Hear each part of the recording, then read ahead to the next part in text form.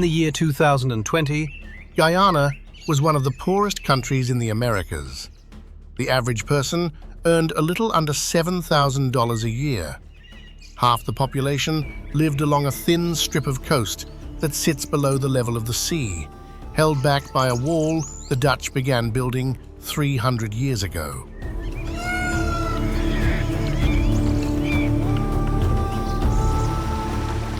Most people in the wider world could not have found it on a map. 4 years later, it was the fastest growing economy on Earth. Not the fastest in its region, not the fastest among small nations. The fastest, full stop. Growing in a single year by more than 60%, a rate no country had touched in living memory. By the end of 2025, this nation of roughly 800,000 people was pumping nearly 900,000 barrels of oil a day. That is more than 1 barrel every day for each citizen alive. No country on the planet holds more oil for each of its people. Both of these things are true. The poverty was real, the wealth is real, and only 10 years separate them. For 4 centuries, Europeans came to this coast looking for a city of gold. They called it El Dorado. They sent expeditions up the rivers into the green, and the greens swallowed them. They never found it. They were looking in the wrong place, and about 400 years too early. How does a country the world had stopped looking at become almost overnight one of the richest discoveries on the planet? And what does that kind of money do to a place?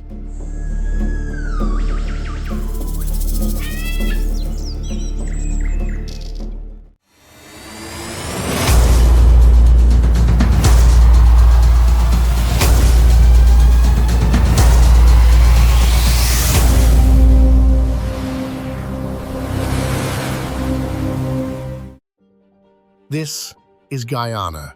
It is the only country in South America where English is the official language. It shares a continent with Brazil and Venezuela, but it does not feel like either. Its food, its music, its cricket, its rhythm, all of it leans north toward the Caribbean. Across water, the country barely touches. English may be the official tongue, but the language of the street is something the country made for itself. Creolese, a Guyanese Creole that braids English with words their ancestors carried from West Africa, from India, from the Amerindian interior. It is the sound of the market, the sound of home. The English is for the form, the Creole is for the feeling. More than 80% of it is rainforest, some of the most intact, least disturbed forest left anywhere on Earth, a place where the trees have never been counted because no one has ever reached them all.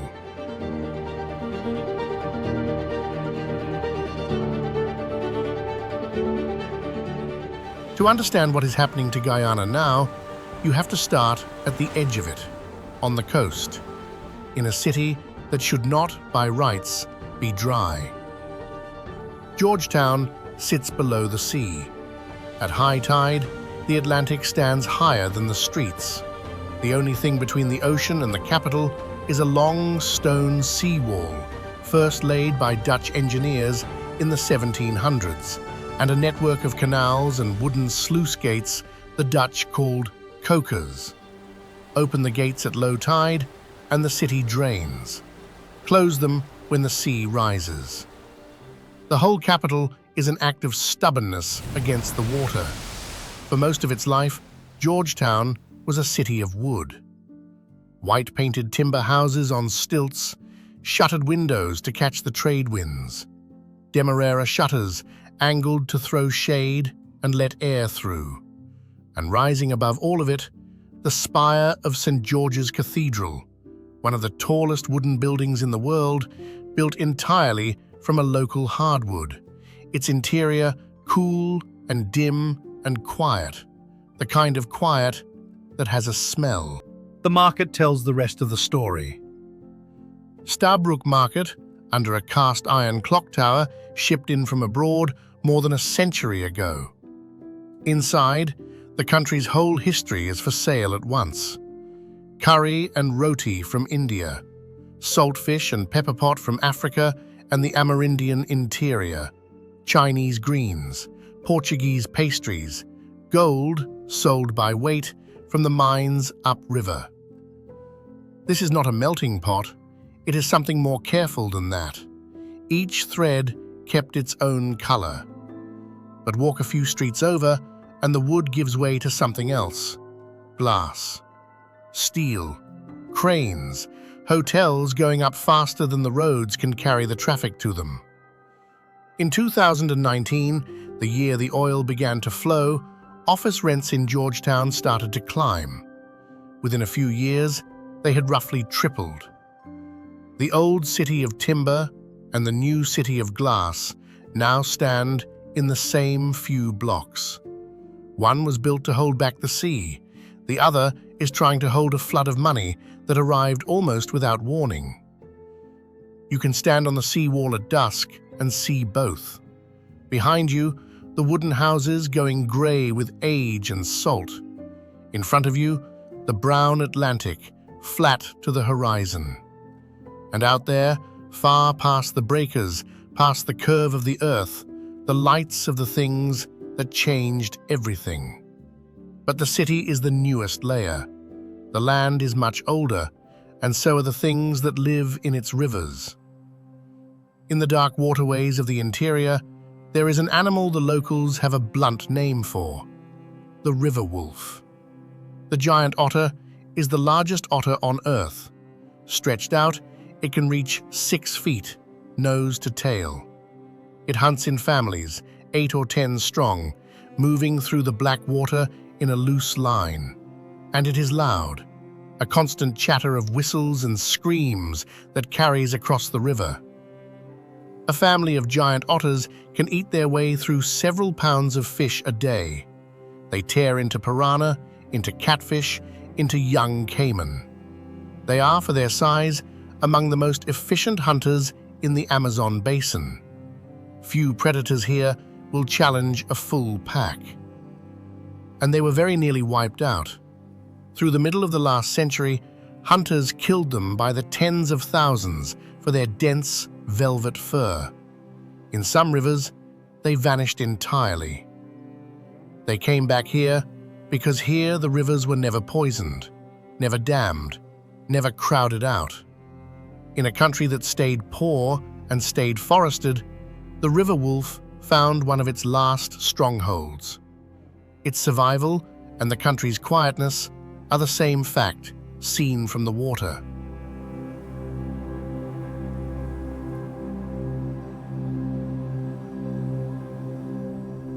Where the rivers finally reach the Atlantic, the coast turns wild. Shell Beach runs for 90 miles of mud and mangrove in the country's far northwest. No resorts, no road, only the long line where brown river water meets the open sea. Every year, 4 kinds of sea turtle haul themselves out of the surf and up this sand to lay their eggs, as their kind has done for longer than the beach has had a name. Among them comes the leatherback, the largest turtle alive, the size of a small car, a traveler that crosses whole oceans and returns to the exact strip of coast where it hatched. For generations, the eggs were taken and the nesting adults killed. Now, Amerindian rangers, many of them once hunters themselves, walk the beach through the laying season to guard the nests they used to raid. The same hands turned to the opposite purpose. To understand why Guyana stayed quiet for so long, why the world looked away, you have to go back to the coast and to the crop that built it, and the people who were brought here to cut it. The Dutch came first, Around the year 1580, looking for trade. What they found instead was a coastline that could grow sugar, flat, wet, fed by rivers, if you could drain it. So they drained it, with the same canals and sea walls that hold Georgetown today. And to work the cane, they brought enslaved Africans across the Atlantic in their thousands. Sugar was not farmed here. It was extracted from the land and from people under a brutal calculus. The work was lethal. The estates consumed lives and ordered more.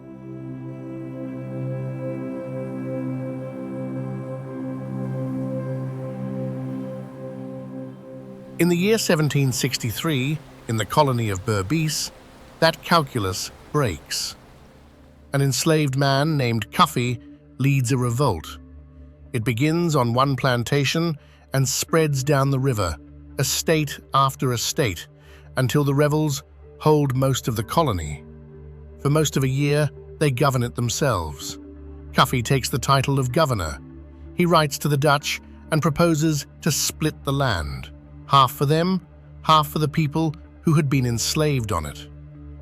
The revolt is eventually broken by soldiers sent from across the sea. Cuffy does not surrender, but the memory of those months does not die with him. 2 centuries later, an independent Guyana will name him a national hero and raise a dark bronze monument to him in the heart of Georgetown. Slavery ended here in stages. The morning of the 1st of August, 1838. Across the colony, tens of thousands of people walk off the estates. They are done. They have no intention of cutting another man's cane for wages a fraction of what they are owed. So they pool what little they have, and they buy land. Whole villages bought collectively by people who days earlier had owned nothing, not even themselves. The planters had a problem. The canes still needed cutting, and the freed people would not do it. So the British looked east, to India. Between 1838 and 1917, more than 200,000 indentured laborers crossed from India to this coast. They came under contracts that promised land or passage home, contracts most of them could not read, signed with a thumbprint. Many never went back. They stayed and farmed and became the largest single community in the country.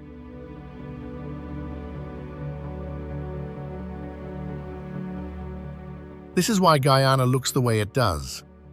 Walk a coastal village today and you will pass a Hindu temple, a mosque, an African Methodist church, and a Chinese shop in the space of a few hundred yards. Roughly 4 in 10 Guyanese trace their roots to India, roughly 3 in 10 to Africa, the rest to the Amerindian nations of the interior, to China, to Portugal, to every combination of these. It is also why the country's politics carry an old wound. When Guyana moved toward independence in the middle of the last century, 2 men led it. Chetty Jagan, a dentist of Indian descent, trained in America, a Marxist. And Forbes Burnham, a lawyer of African descent, sharp and ambitious. They began as allies. They ended as rivals. And the party each built drew its support along the same line that the plantations had drawn. Indian Guyanese behind one, African Guyanese behind the other. Independence came in 1966, but the split between those 2 men and the communities behind them never fully closed. Remember that. It will matter again much later when the oil arrives, because the money flows into a country still divided along a fault line drawn more than 200 years ago. And yet there is one thing that pulls the whole country into a single room. Cricket. It came with the British and never left. And in Guyana, it became more than a game, the one arena where Indian Guyanese and African Guyanese stand and shout for the same side. When the West Indies take the field, the old divisions go quiet for the length of a match. The national ground sits just outside Georgetown, and on the days the crowd fills it, you can hear, for a few hours, what a single Guyana sounds like.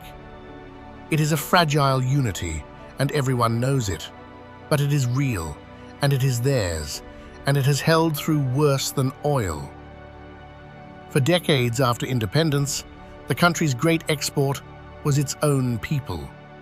Hard years under a closed and struggling economy drove hundreds of thousands of Guyanese abroad, to New York, to Toronto, to London, until more Guyanese lived outside the country than the coast could comfortably hold. Doctors, teachers, engineers, a whole generation raised here and lost. For most of a lifetime, the story of Guyana was the story of leaving. For now, leave the coast behind. Almost everything that follows lies inland, under the trees, where most Guyanese have never been.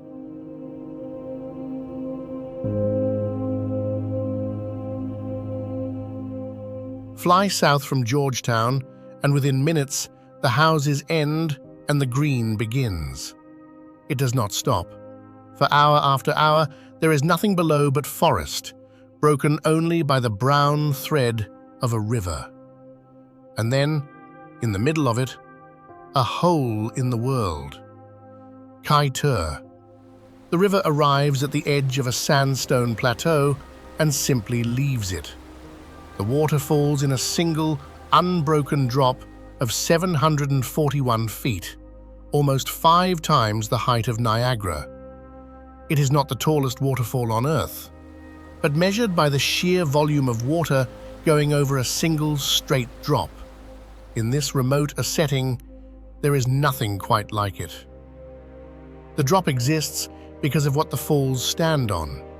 This whole region rides on the Guyana Shield, a slab of some of the most ancient rock on the planet, close to 2 billion years old.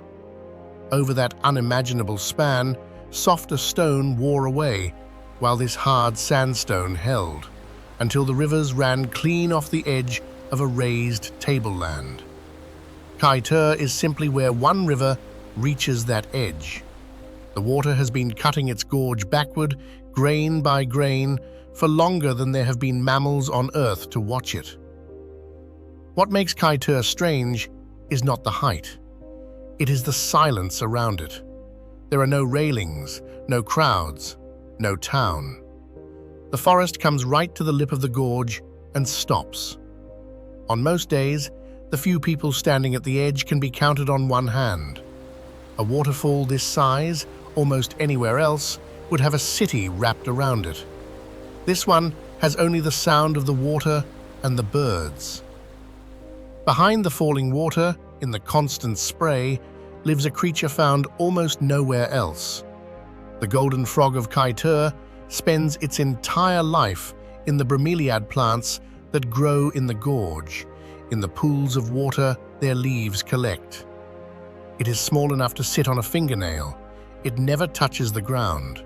It is born, it breeds, and it dies inside a single plant, in the midst of a waterfall it will never see fall. At dusk, another resident performs the same trick in reverse. Thousands of swifts, small dark birds that spent the day hunting insects over the canopy, come spiraling back to the gorge and fly straight through the falling water into roosts hidden on the wet rock behind the curtain. They have nested behind Kaieteur for so long that they carry its name. The Patamona people, who have lived in these highlands for centuries, have their own account of the falls. In their telling, an old chief named Kai paddled his canoe over the edge as an offering to save his people. The water has carried his name ever since. How does a wonder this large stay this quiet for this long? The answer is the same one that explains the otter and the forest and the country itself. Guyana was poor. There was no money to build the road, no industry to demand the dam, no reason for the world to come. The quietness was not protection by design, it was protection by neglect.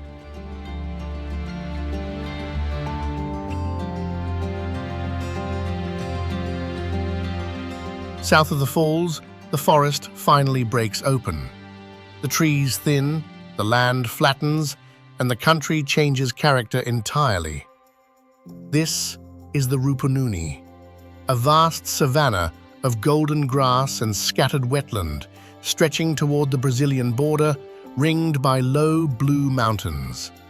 It looks at first glance like emptiness, a place where nothing has happened. That is the easiest mistake to make here, and the most wrong.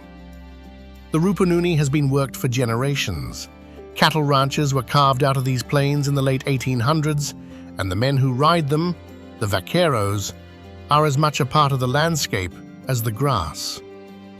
Every Easter, the ranches and villages gather for the Rupununi Rodeo, a meeting of cowboys that is half competition and half reunion, in a place where your nearest neighbor might be a day's ride away.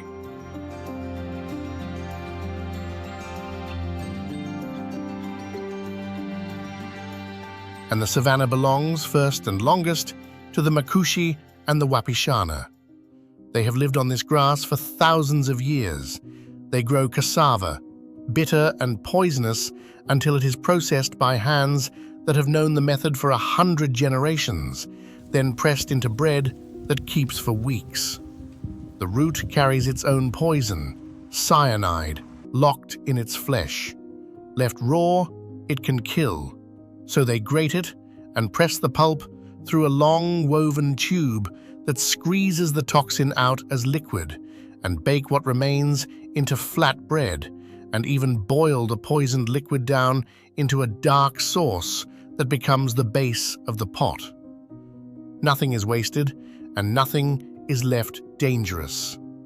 It is chemistry worked out by hand, long before anyone here had a word for it.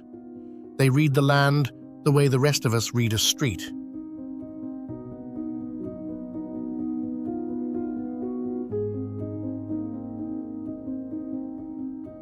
Out on the open plain, a shape moves through the grass that looks like something the world forgot to update.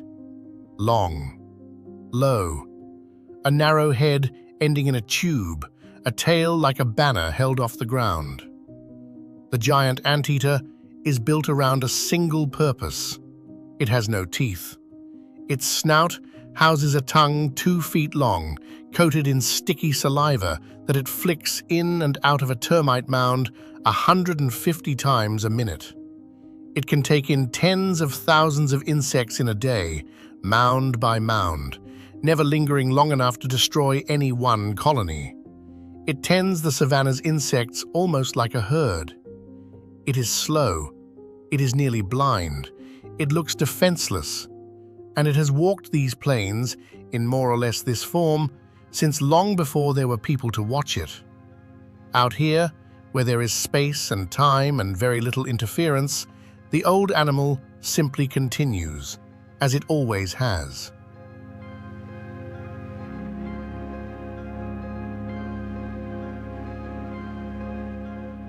In the rivers that thread the savanna lives a fish that breathes air. The arapaima is one of the largest freshwater fish on Earth, longer than a man is tall, armored in scales tough enough to turn the teeth of a piranha. The water here runs low in oxygen, so the arapaima solved the problem the way no ordinary fish could. It rises to the surface every few minutes to gulp a breath. A fish that would drown if it could not reach the air. It was easy to kill for exactly that reason. A creature that must surface is a creature a fisherman can simply wait for, and across the Amazon, the arapaima was hunted until it grew scarce. Here, the villagers took the fish into their own keeping. In the lakes of the Rupununi, communities now count the arapaima themselves, set their own limits, and take only what the water can spare. The giant fish is recovering, not in spite of the people on its rivers, but because of them. North of the savanna, the forest closes again, and here it reaches its full, ancient depth. Iwakrama. 1 million acres of rainforest set aside not for logging but for study, given over to science by a country that owned little else of value. From a walkway strung between the treetops, you stand level with the canopy, in a layer of the forest that most people never see. A separate world, miles long, that exists entirely above the ground. Guyana's forest is one of only a handful of large, intact rainforests left on the planet. And it does something quietly enormous. Every acre of standing forest pulls carbon out of the air and locks it into wood. Across the whole country, the forest absorbs far more carbon than its people release. On paper, Guyana is one of the few nations on Earth that is carbon negative.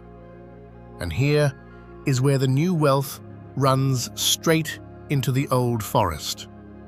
Because the same country that absorbs the world's carbon in its trees is now selling the world its oil. 900,000 barrels a day, burned somewhere far away, putting carbon back into the sky that the Guyanese forest will be asked to soak up again. A nation that is at once one of the cleanest places on Earth and one of the fastest-growing sources of the very thing that warms it. The forest and the oil pull in opposite directions inside the same small country at the same time.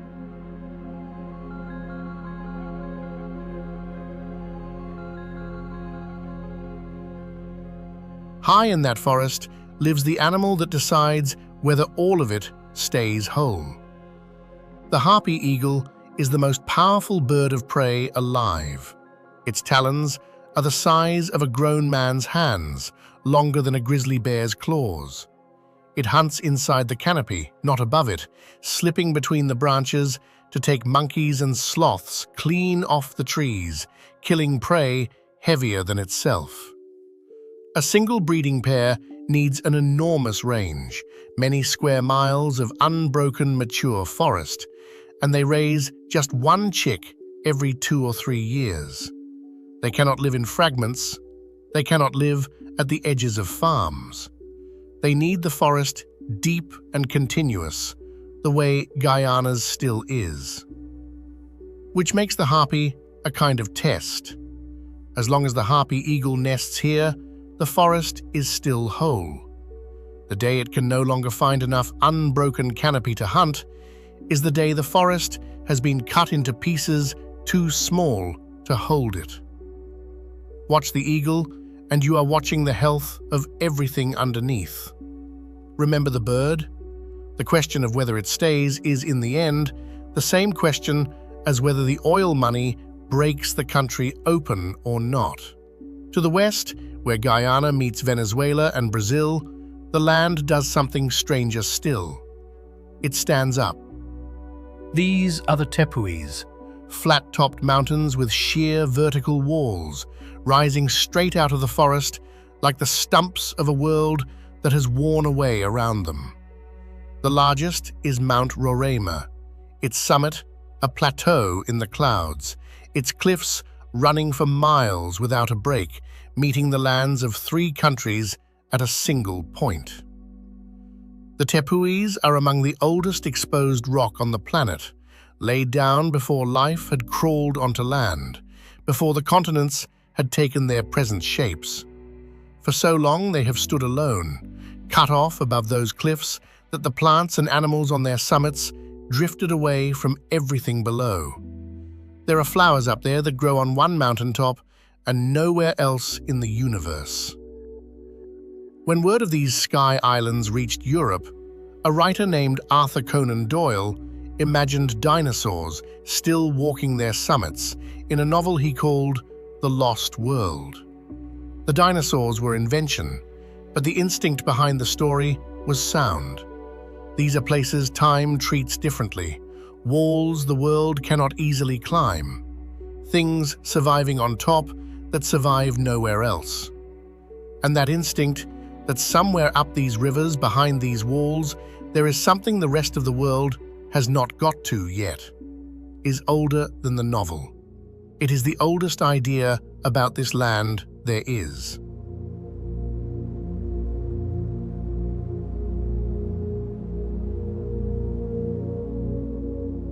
They called it El Dorado, the Gilded One, a king and then a city and then a whole kingdom of gold hidden somewhere in the highlands between the Orinoco and the Amazon. The Englishman Walter Raleigh sailed for it twice, convinced it was real, convinced it lay up the rivers of this very coast. He found gold dust and rumors and fever.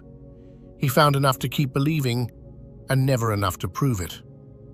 The search killed men for generations. The city was never found because the city was never there. Raleigh himself paid for the dream with his head. After a second expedition up these rivers, came home without the gold he had promised his king, he was put on trial in England and executed.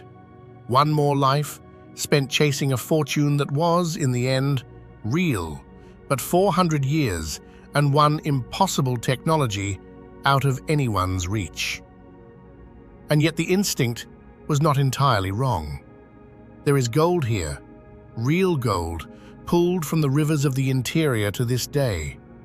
In rough frontier towns like Bartica, where the rivers meet, miners still come downstream with the week's findings, and the price is still settled by weight in the back of shops the way it has been for 100 years.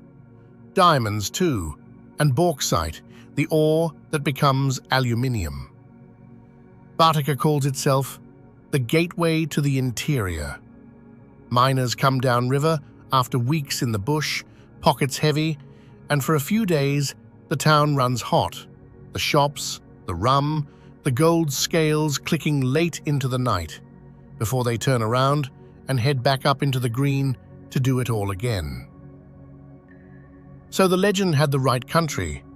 It had the right idea, that this land was sitting on a fortune. It simply had the wrong fortune and the wrong place. The treasure was not a city in the hills. Hold that thought. The land was keeping its gold somewhere no expedition could ever have looked.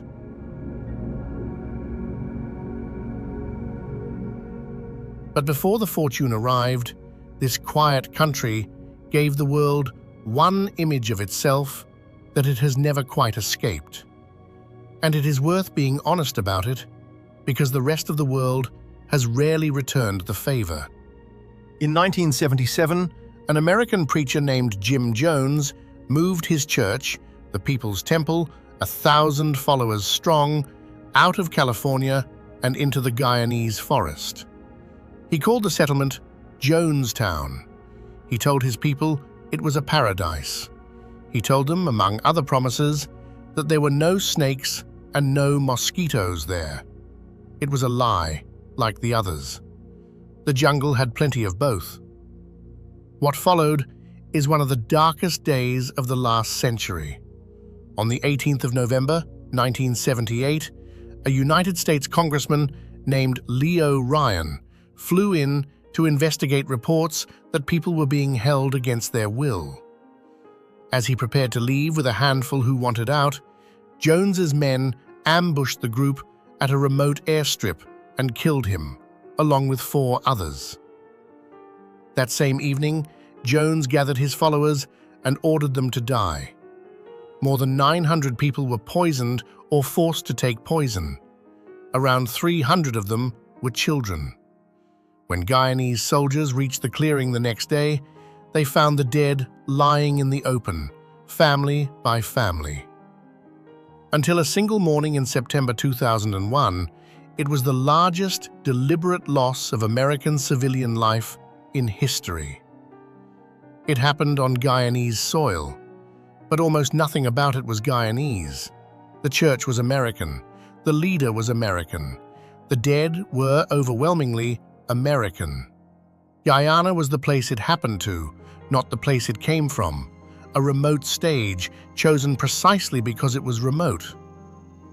And yet for decades, for millions of people, the word Guyana meant only this: a country of 800,000, with thousands of years of its own history, reduced in the outside imagination to a tragedy that was imported and then left behind. It is one of the stranger injustices a nation can suffer. to be remembered most for someone else's catastrophe. The forest where it happened has long since grown back over the clearing.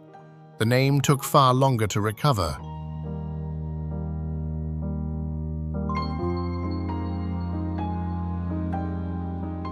There is one more piece of the country to account for before the oil, and it is the largest piece of all. Look at a map of Guyana and draw a line down the Essequibo River, the great waterway that splits the country in two.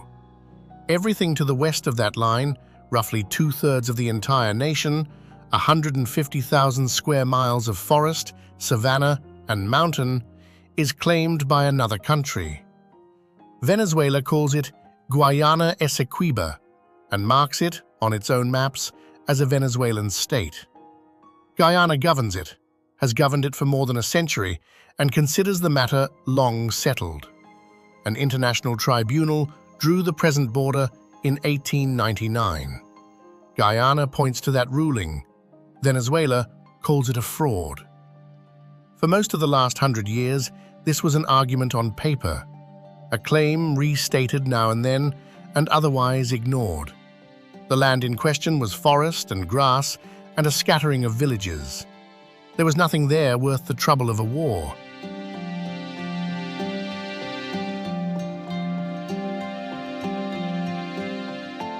And then there was. Because the thing that changed everything for Guyana, the fortune the El Dorado hunters never found, lies in the sea directly off that very coast. The contested region. Suddenly the 2/3 of Guyana that nobody had fought over in a century became the most valuable ground in South America. Remember the otters' quiet rivers, the harpies' unbroken forest, the savanna that looked like emptiness. All of it now sits inside a border two nations are willing to argue over. The poverty had kept Guyana safe. The wealth made it a target. Through all of it, the dispute, the boom, the forest, one animal still rules the rivers and the deep woods, unbothered by any of it. The jaguar is the largest cat in the Americas, and Guyana is one of the last places where it still roams in real numbers. It does not chase, it waits and stalks and kills with a single bite. The only big cat that kills by punching its fangs straight through the skull of its prey. It takes caiman from the water's edge. It swims willingly across rivers most predators avoid. In the forests of Iwakrama, the jaguars have grown unusually used to people. Vehicles pass, and the cat stays on the road, unbothered, the way an animal behaves only where it has never learned to be afraid. There are few places left on Earth where a jaguar will simply hold its ground and watch you. This is one of them. The jaguar persists here for the same reason everything else does. Space, forest, the long quiet. The question now hanging over the entire country is whether that quiet survives what is coming.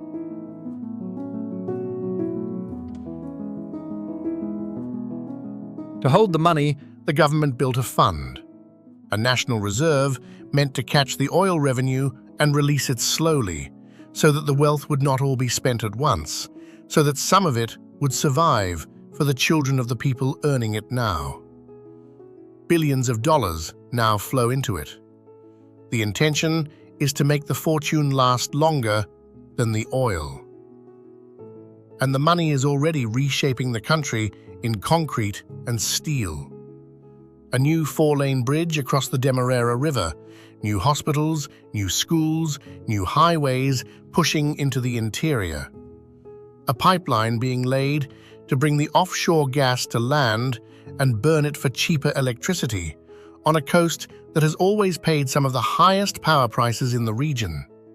The government has tabled the largest budgets in the nation's history, one after another, each one larger than the entire economy had been worth the year the oil was found. But not everyone is rising at the same speed. The same boom that fills the budget has pushed rents and food prices up faster than ordinary wages can follow.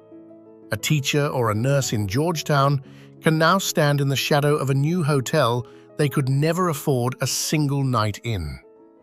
Guyanese who left decades ago are flying home to take the new jobs, while some who never left feel the country growing rich around them rather than for them. Two Guyanas are forming inside the same borders. Which one most people end up living in is the very thing the fund was built to decide. Whether it will work is the question on which the whole country now turns, because the world has seen this story before and it usually ends badly. Economists have a name for it: the resource curse. A poor country strikes a fortune, oil, diamonds, gold, and instead of lifting everyone, the wealth pools at the top. Prices rise, the other industries wither. A small group grows rich beyond reckoning, and the rest watch the boom happen to someone else. It has played out in nation after nation, and Guyana's leaders know the history as well as anyone. And the old fault line has not gone anywhere. The same division that ran between Chedi Jagan and Forbes Burnham, between the Indian Guyanese and African Guyanese communities, still runs through the country's politics today. Now there is more money flowing across that line than anyone here has ever seen. Wealth can heal a divided country. It can also widen the crack. Which way Guyana goes is not yet decided.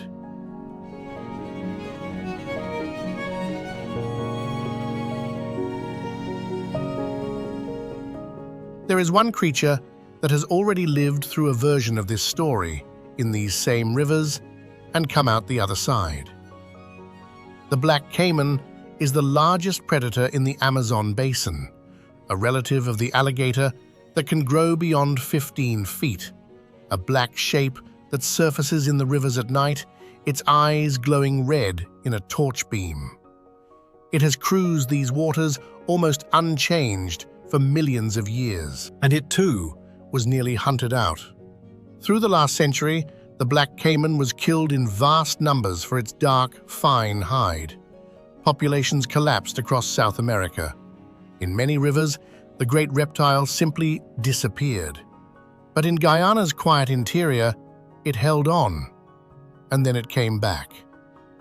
Today, on the rivers of the Rupununi, researchers work alongside Amerindian communities to catch, measure, and tag the caiman, learning a creature that was almost lost. The largest predator in the basin recovering, in the one country poor enough and forested enough to have left it a refuge.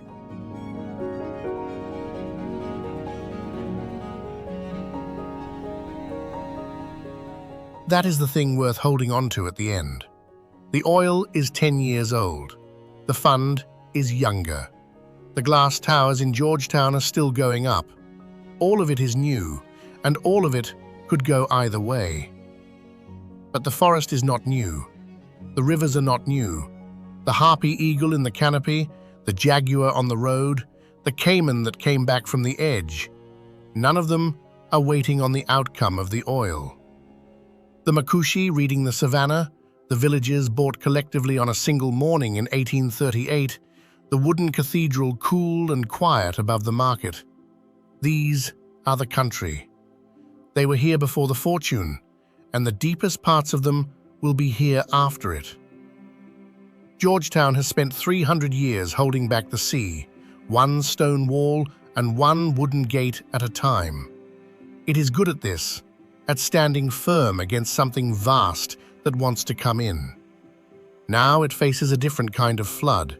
Not water, but money, rising just as fast, just as hard to hold. The same skill is being asked of the same city, against a tide it has never faced before. An international court is expected soon to rule on who the western two-thirds of this country belongs to. The oil will keep flowing for years either way. The fund will grow, or it will be spent. The harpy will keep its forest, or it will not. And 800,000 people will find out in real time whether sudden wealth is something a country can survive with itself intact. For 400 years, the world came to this coast looking for a kingdom of gold and went home empty. Now the gold has surfaced on its own terms, in its own time. The only question left is the one no expedition ever had to answer. Not whether the treasure is real, it is, but what a country becomes once it finally, after all this waiting, holds it. From all of us here, thank you for spending this time with us. Until the next journey.